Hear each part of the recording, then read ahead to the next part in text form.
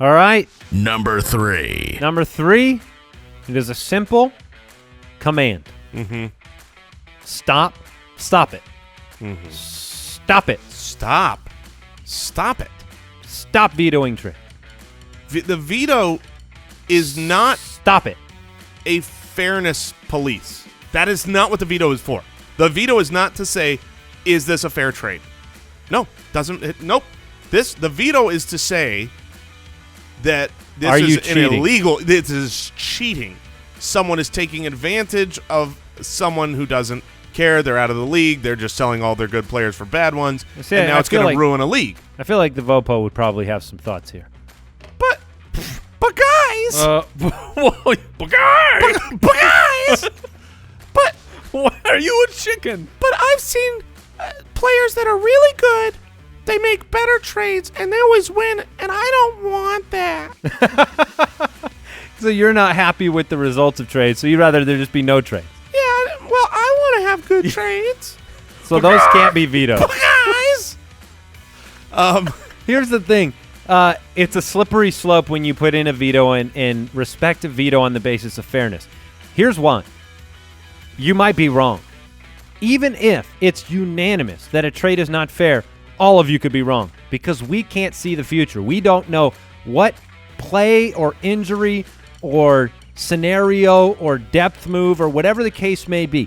If you traded for Carlos Hyde last year and he was then traded to the Jags and had 0.0 value, guess what?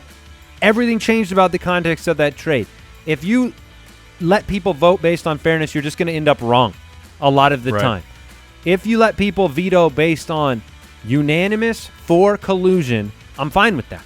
We get asked it during the season, literally hundreds of times through the season, maybe thousands of times. Hey, this trade just happened in my league. Should this be vetoed? Or, hey, this trade just happened. We vetoed it. What are your thoughts? And I can tell you, it's 99%. Like it's so close to 100% of the time that's like, no, this trade should go through. This trade should go through. That's not me saying, oh, this is a great trade. It's just, no, it doesn't look like it's collusion. It doesn't look like one team's tanking and one team. If both teams want to make the move and they think it's making their team better, then let them do that. And here's the thing. I mean, you are trying as a commissioner. These are commish tips, right? You're trying to facilitate a league that is the most fun, engaging league possible. And I believe that the most fun and exciting leagues are the ones in which the GMs are responsible for their team, right? They're responsible to make the moves, to have ownership over those moves. If you veto trades based on fairness, you will discourage teams from making moves. Now, look, if a team's out of the playoff hunt and it's a week before the playoffs and they trade 7 of their great players to some other guy because they don't care about the league anymore, that's not allowed. That's different. That's illegal. But if you are making a trade that you go, man, it might work for them, might not work for them, you got to let it go. You cannot have one of these situations where 3 or 4 people in the league, because you put the veto in. I remember this from years and years and years ago. You put the veto in, and it's a majority veto. And guess what? All of a sudden, you've got people recruiting.